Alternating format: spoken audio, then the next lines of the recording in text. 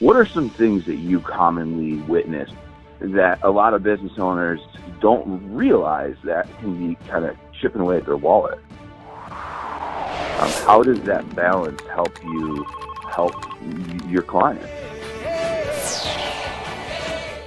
There's obviously an uptick in what's been going on in Buffalo. Those relationships, like you started to say before, in Buffalo, they go a long way. Buffalo Beans Business.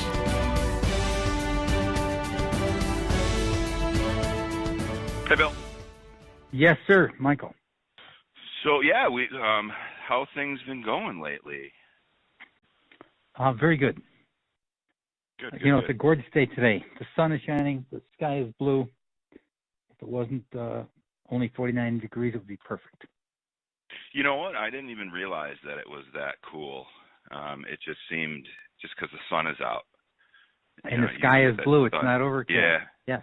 Yeah. Yes. Yeah, it's nice. It's real nice. So what have been some new things that you've been working on lately? Well, you know me. I'm always trying to find new ways of doing stuff. Mm-hmm. So one of the things that I've recently read that I found fascinating, and I've really been working with a lot of my clients, is the value of being happy. Yeah. Everybody thinks that they're going to work like hell, make a lot of money, and then they'll be happy. Mm-hmm. And new research says that if you get happy and then you work, you'll have money a lot faster. But you do it just the opposite. Right. Yeah, it's interesting. You look at our society as a whole, and we've got, like, if you go over in Europe,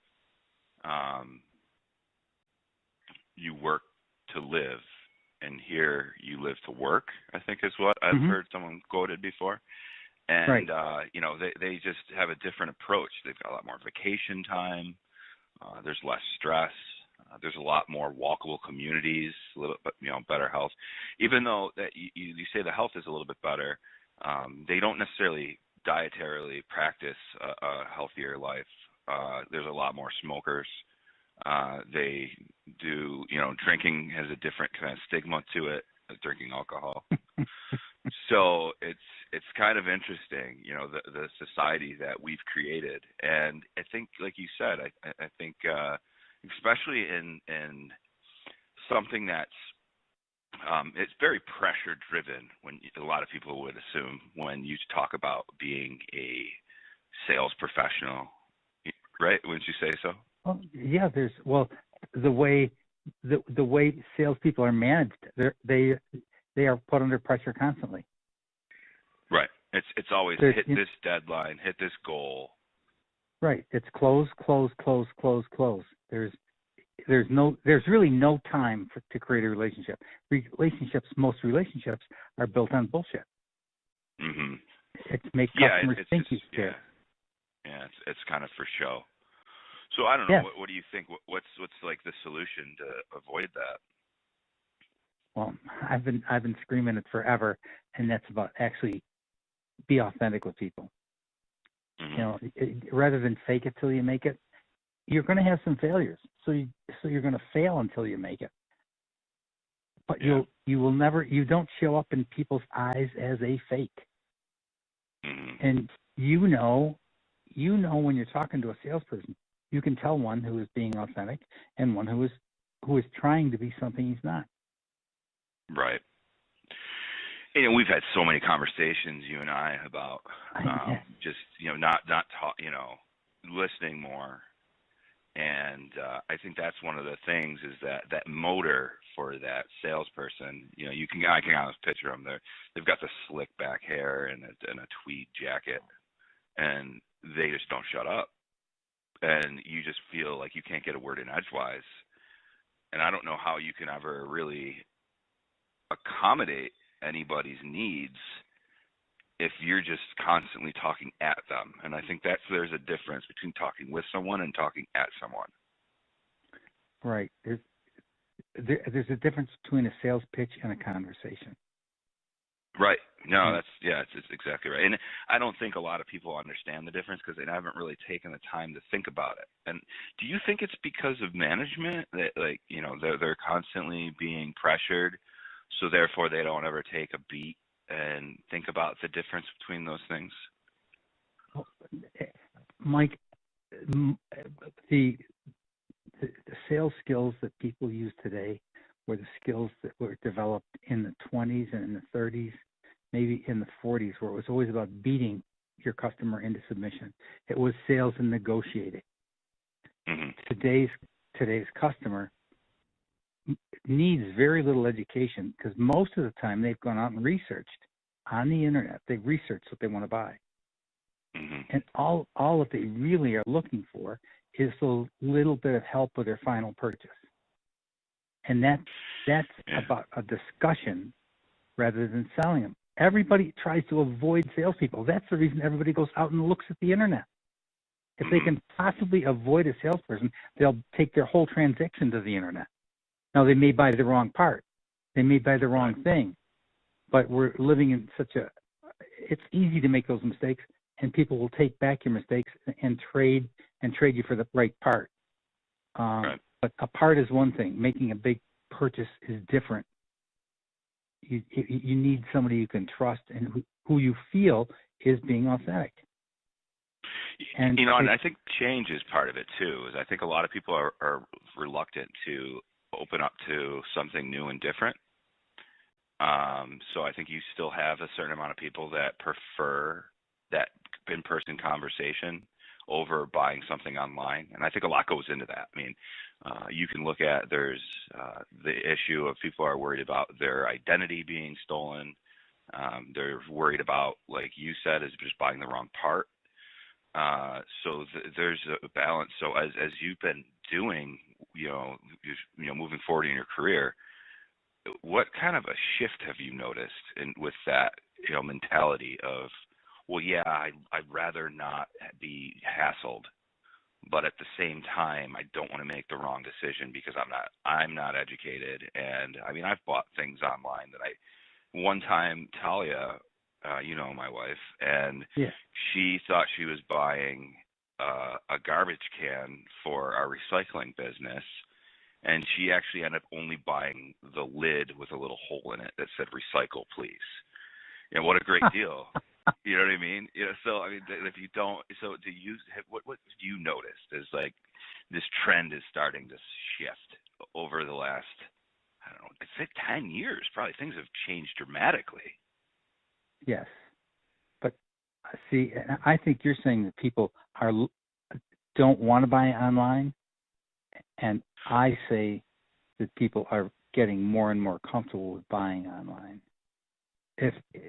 If you're a salesperson that can actually engage with people, have a conversation with people, I think they will come to you first. Mm-hmm. But those are bigger items.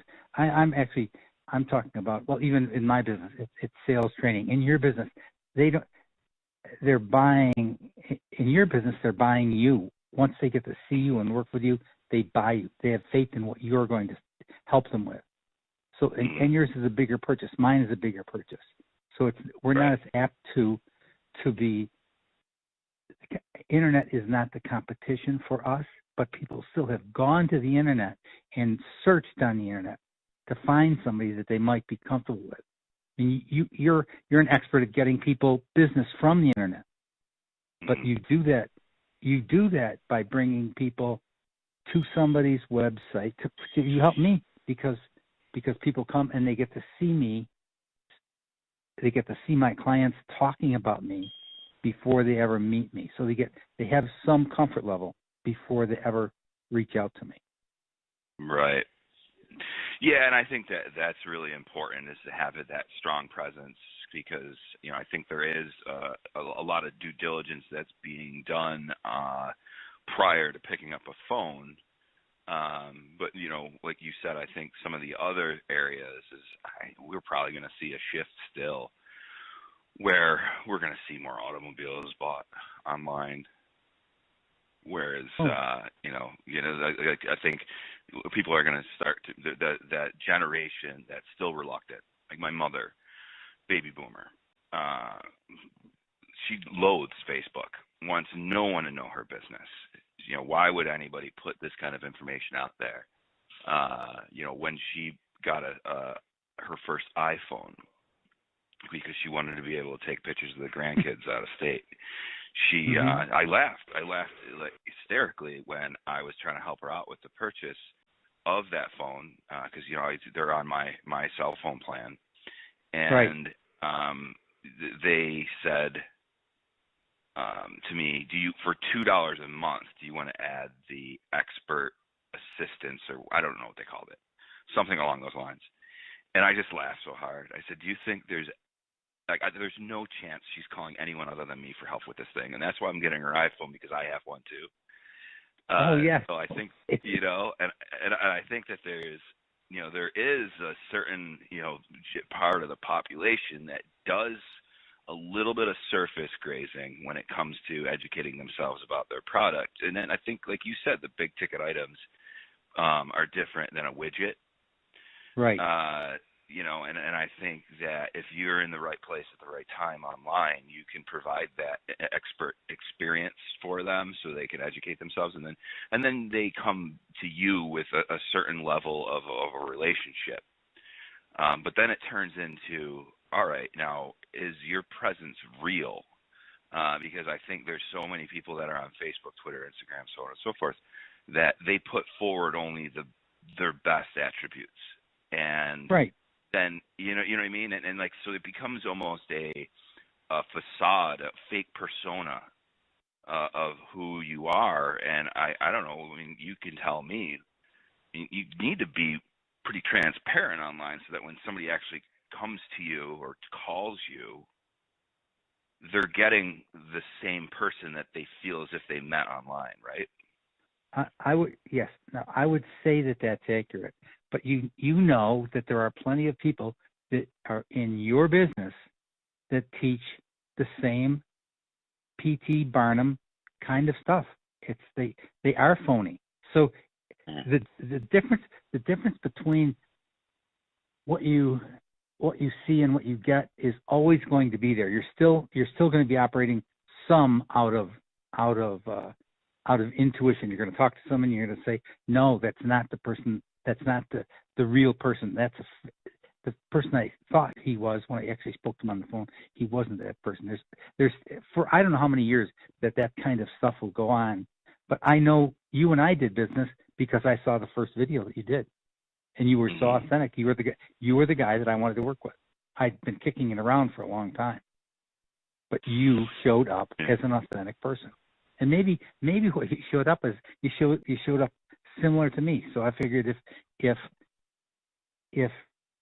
that's it. You reminded me of myself, except I'm a lot older than you are. But, I take that as a compliment. I appreciate that, Bill.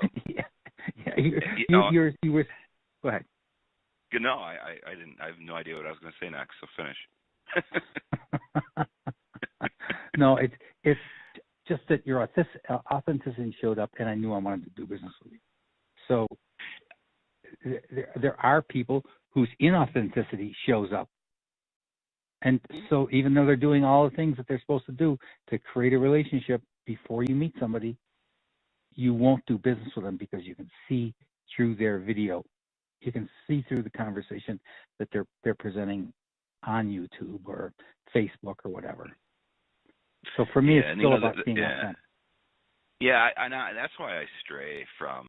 A lot of times we'll set up a video shoot. I'll be talking with, the director of marketing or the CEO or whatever, whoever it is, and I send questions over that I'm gonna touch upon when we're going to sit down and learn more about their business and put it on film or tape or now a chip. Right. So we. And I don't always get to prep everyone. And there's been a number of times where people come in and they've got this book of notes, essentially, and they are all ready to come across as a robot. And I do everything out of my power to make them put that under their chair and just talk. Yes. Because it's just those real conversations that are so important in establishing healthy relationships. And I think if they're constructed that way and it's put online, like we were saying before, you get this virtual relationship before you even make a decision. But before we were doing all of this, because, I have been basically in marketing since I graduated, I think the same year from college, the same year that YouTube was created. Yeah. What would be some of the other ways to be able to get across an authentic representation of yourself without, some of the tools that we have today prior to actually meeting that person? Before there was this YouTube, and then before there was the video stuff, how you did that was you banged on doors, you went out, you set up appointments, and you met people. Yeah. But now there's another layer. Excuse me? Now there's another layer now. Well, yeah, there is. Yeah. But does it make it harder or easier? Oh, I think it's more complicated, but you can be exposed to a lot more people, and you can refine what you're doing so that the people who are calling you are people who, I'm going to use the term because they fall in love with you, seeing your videos and seeing how authentic you are. They know you before they actually have gotten to know you. So when people, when you can be in front of people and create that relationship before you've ever had an appointment with them, the job becomes much easier. Now it takes a lot more planning. You already know that. You know how I hate being that planned. I want to be jumping around. I want to get stuff done immediately. For me, it's really difficult to sit down and do it. But I know that it's got to be done in this day and age.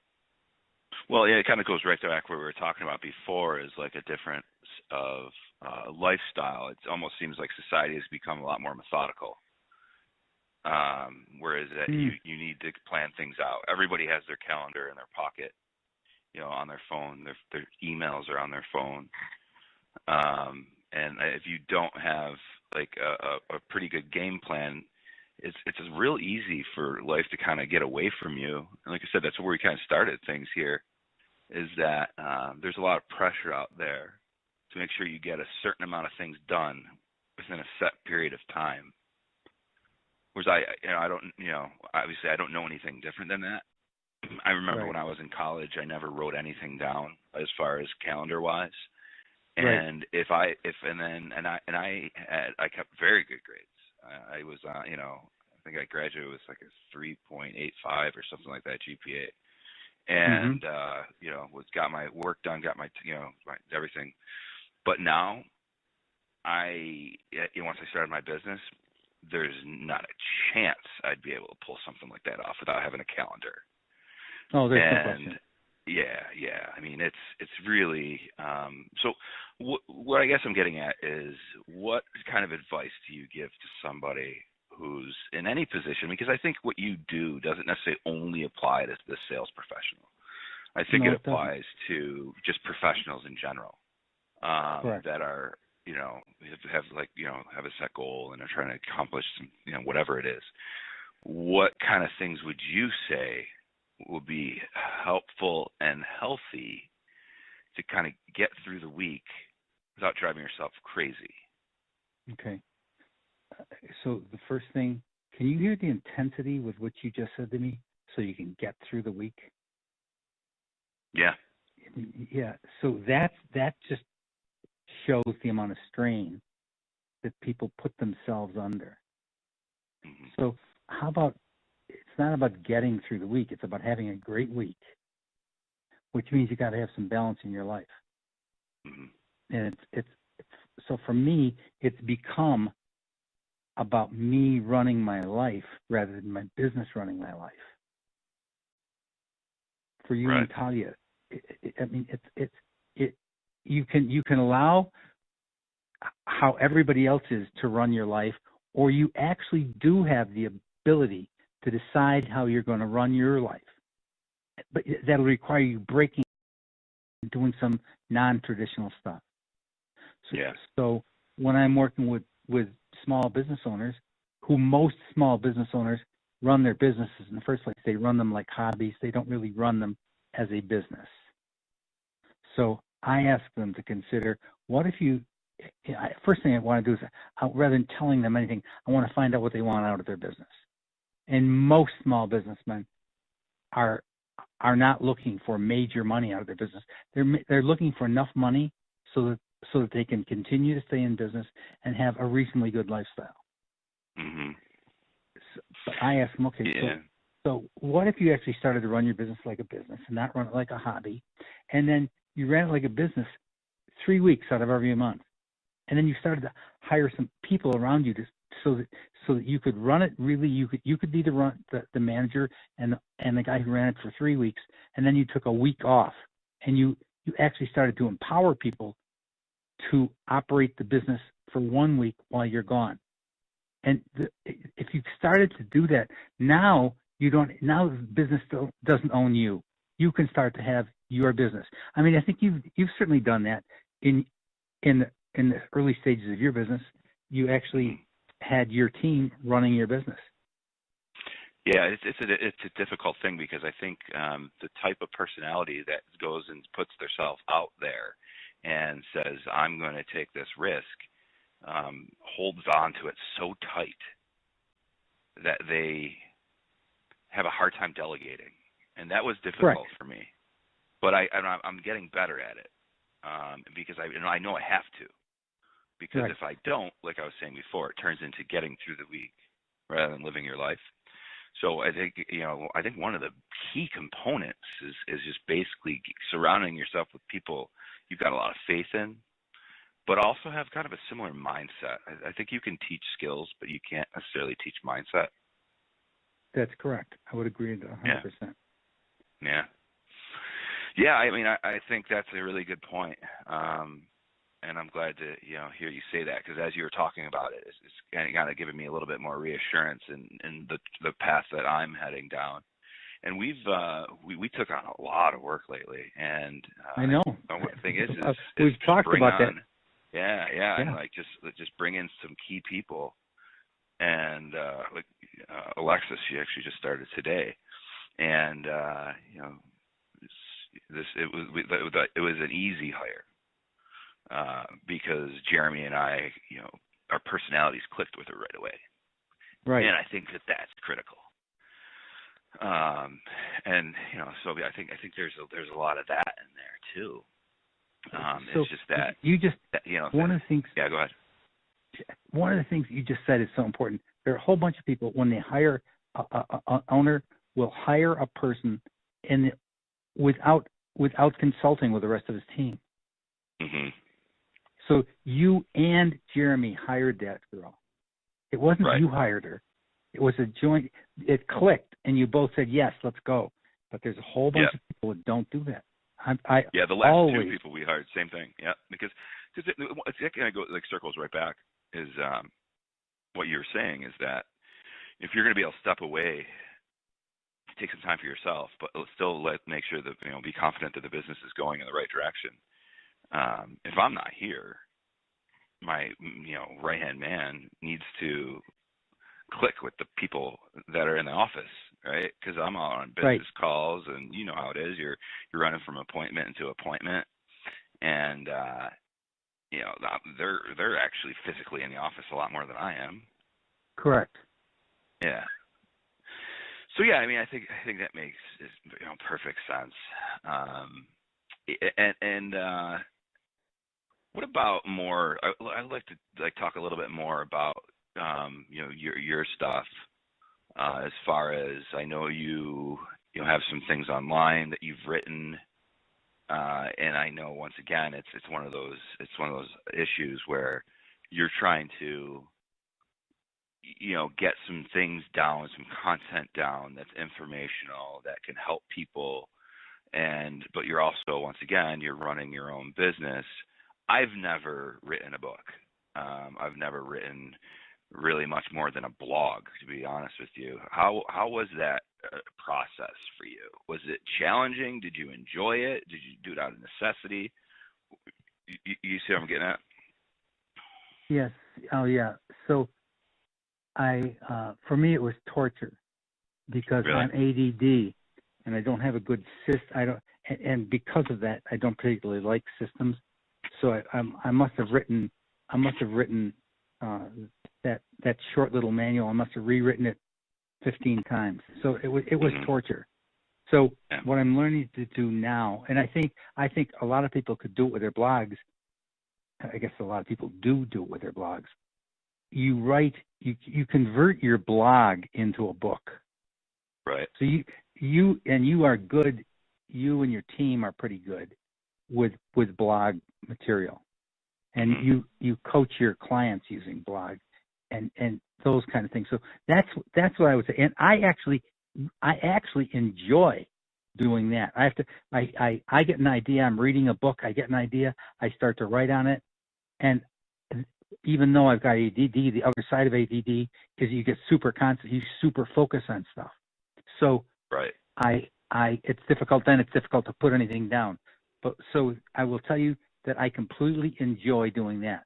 So I think you'll see more stuff coming out as far as I'm concerned with a book or with content. Content, I think, is going to start to be much easier since I've started this new model of spending maybe an hour and a half a day writing. I do that first thing in the morning, maybe any time after 4 a.m. and up until 8:30 a.m. That's my time for writing.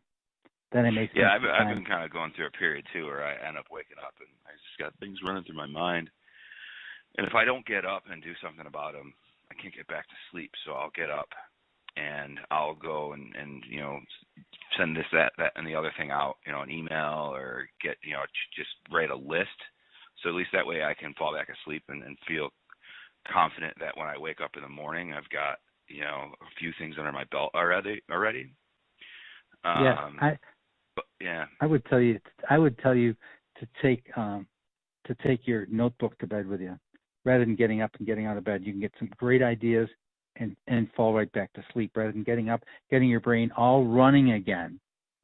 Yeah. And then it's sometimes difficult to fall back to sleep. So that would be my recommendation.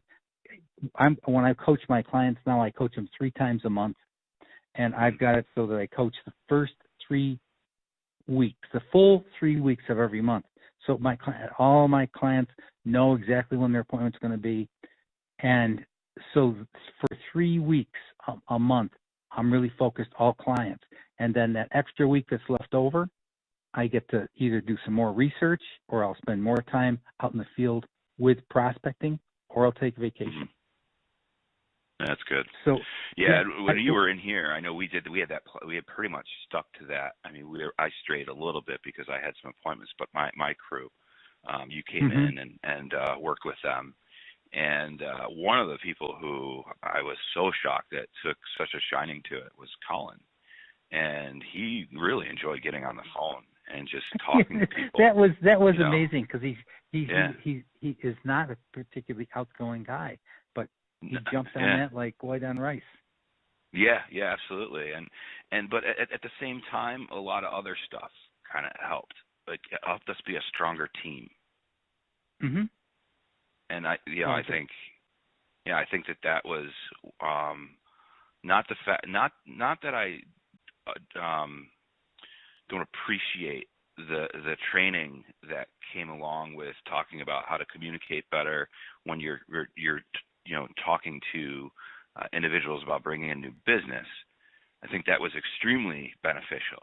But one of the areas that I think everyone had a great takeaway was we got to know how to communicate with each other more effectively. And I think you see that a lot, don't you? Yes, yeah, I do. I know that out of the training I do, that I know that families become better. I know that women that take my training all tell me how much better their marriages get. Men tell me how much better they get along with their kids.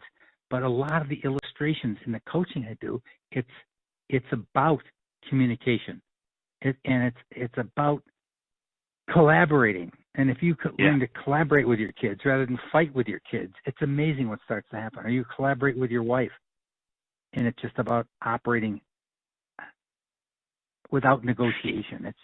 there's no. I remember you were telling me the one time you were saying how we were kind of wired to not answer questions or not ask questions rather, and then also to give false responses because we're afraid of the outcome. Right. And none of us have been taught to listen.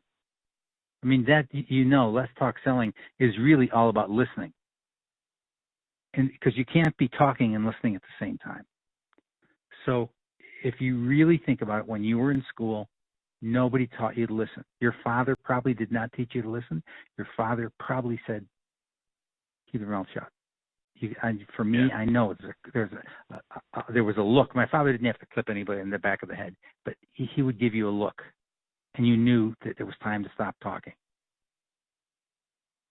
So most of us were never taught to listen. When we were told to be quiet, our lips stopped moving, but we still were talking. We know now, certainly with myself, I can only talk about what I did. I know that I would continue cursing or swearing or whatever it was at my father or whatever. That wouldn't go on with my mom when she would say it. But there was still you never stopped talking. And if you can actually stop talking and listen, it's amazing what happens. Right now I know I'm running on, but I want to say that everybody has been taught now they're supposed to be multitasking. And you cannot multitask on a sales call. You have to focus on your customer. You have to listen with both your ears. You've got to listen with your eyes. And then you have to listen, I want to say, from your gut. I also want to say from your heart. But so many people get too much confused when you start to say you got to get connected at a heart level. But all the research says that you have a lot more power in listening from your heart than you do from your head. I mean, there's a ton of research on that.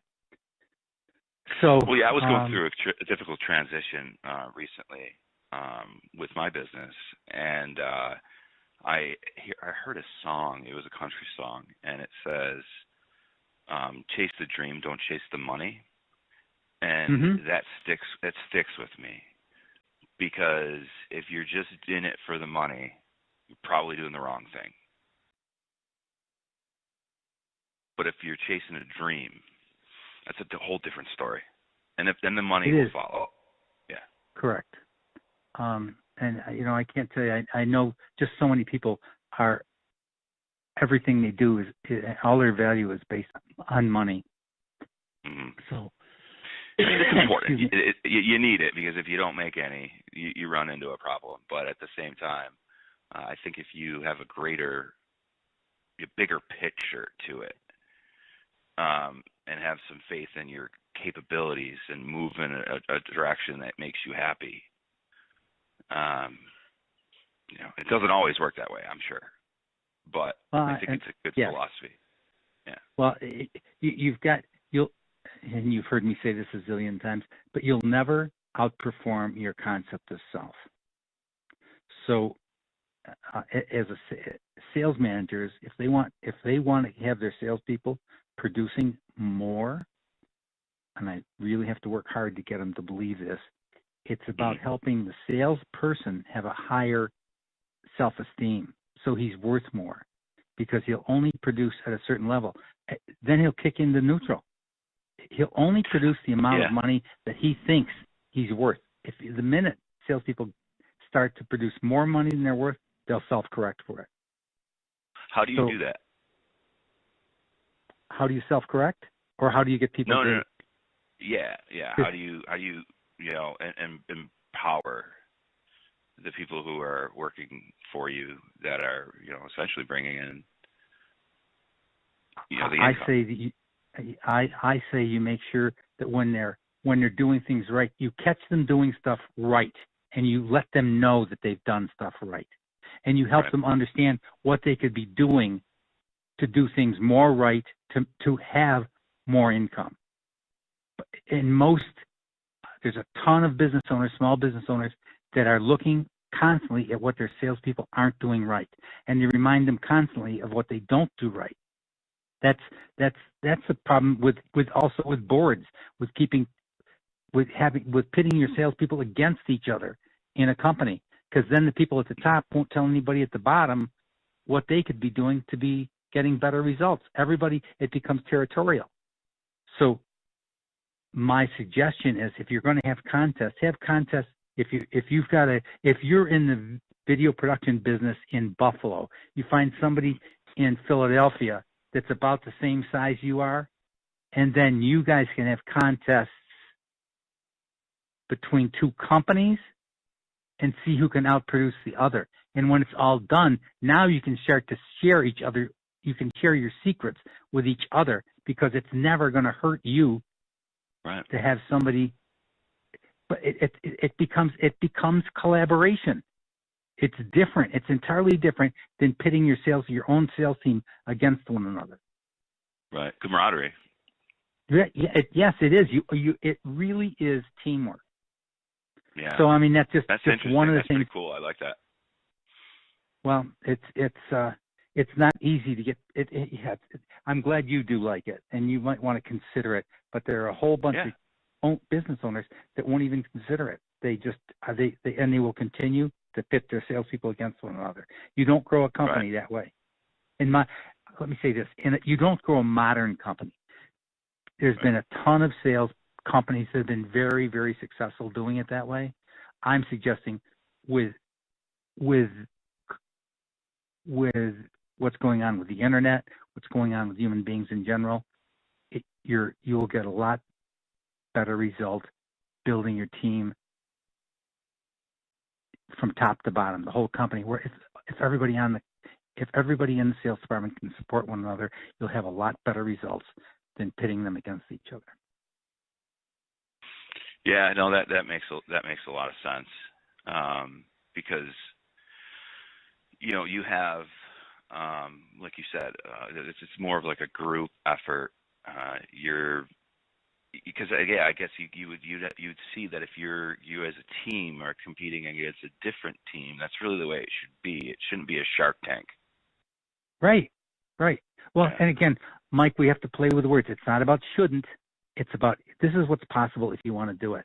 I mean, I've worked with a couple of home improvement companies, and when you start to teach, when people start to hear themselves and they hear their attitudes leaking out of the corner of their mouth when they're talking to people, you can actually get the salespeople that are around. Maybe you kind of operate where you can hear each other operate.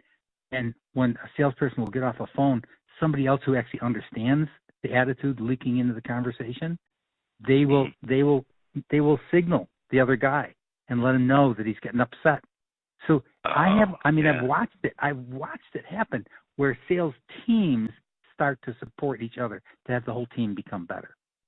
Yeah. It is very, very possible to have happen, but it's just not taught.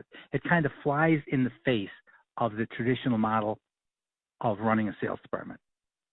Mm-hmm. Yeah. No, I get that. Yeah.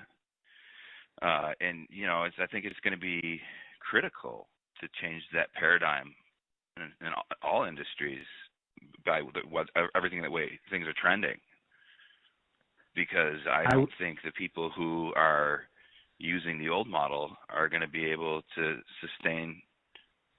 I mean, maybe one shark in that tank might thrive, but I think as a whole, I think the company will suffer if people don't start to change the way that they think about this stuff. Right. Well, I think a lot of companies have suffered. I think a lot of companies have gone out of business because of that. Having the shark model is an old, worn out. I'm not even going to say it's worn out. I want to say it. It's not the smartest way to run your business today. Fair to say, antiquated.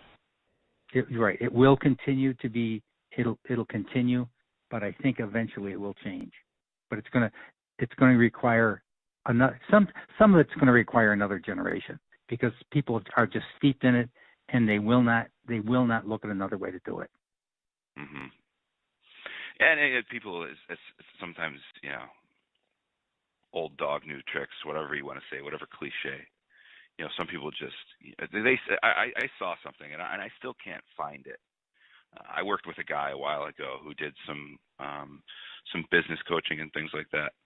And he changed his complete business model because he saw a statistic that said that only 3% of the population are willing to even accept the idea of change. And he said, I'm selling to 3% of the population, even that 3% won't buy in. I got to do something different.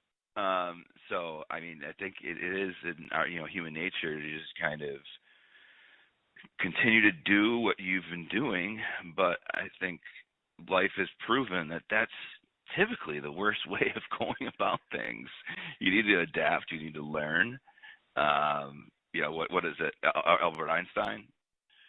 The definition of insanity is doing the same thing over and over without and expecting a different result.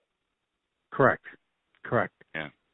That's interesting that somebody would say if only 3% of the people are willing to change, then I'm going to get out of the coaching business or whatever. To me, that's exciting. So that's the reason you're involved in my business now, is because you can help me sort and find that 3% who's actually looking for what I've got. Right.